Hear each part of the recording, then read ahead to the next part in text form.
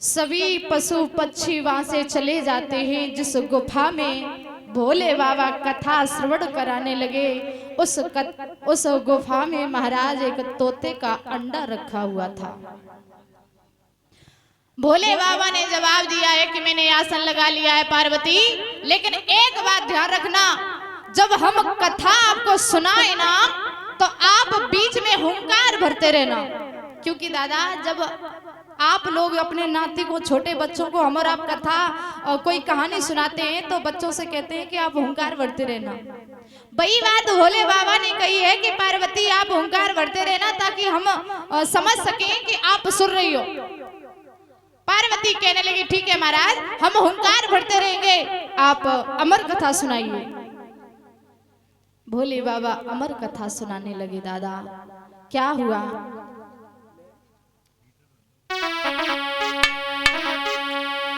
हरि कथा सुनावी पार्वती को शिव शंकर भगवान, और सुनते सुनते अमर कथा को और बंद हो गए कान, और उमा के पड़ गए सोता, करा दे रहो तोता, उमा के पड़ गए सोता, करा दे रहो तोता।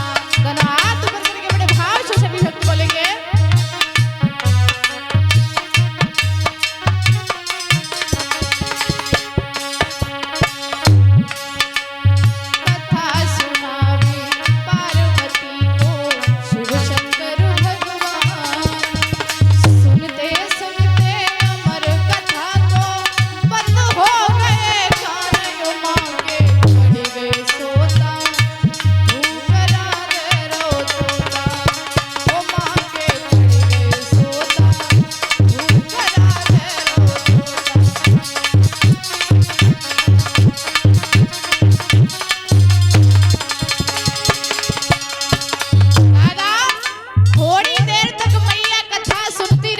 थोड़ी देर के बाद में उन्हें नींद आ गई, और जब मैया को नींद आई है, भोले बाबा कथा सुना रहे हैं, उस अंडे में इतनी सामर्थ्य आ जाती है, वो अंडा फूट जाता है और उसमें तोते का बच्चा निकला। वो हुंकार भरने लगा। भोले बाबा नहीं समझ पाए।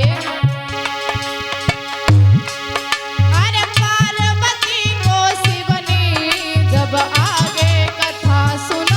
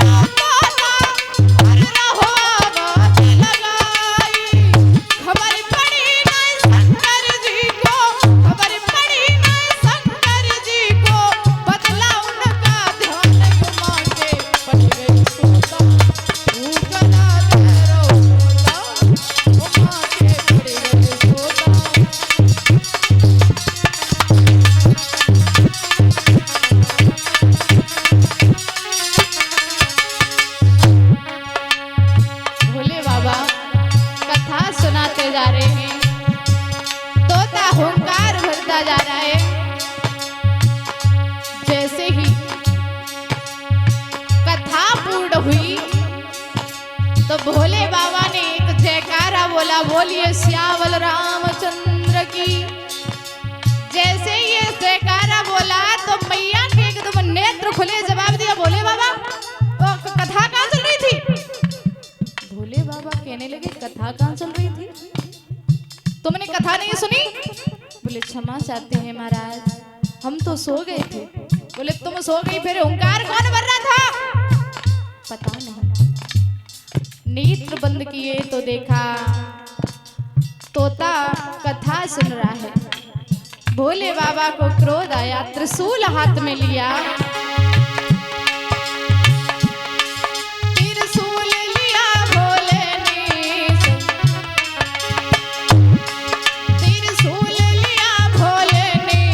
तोता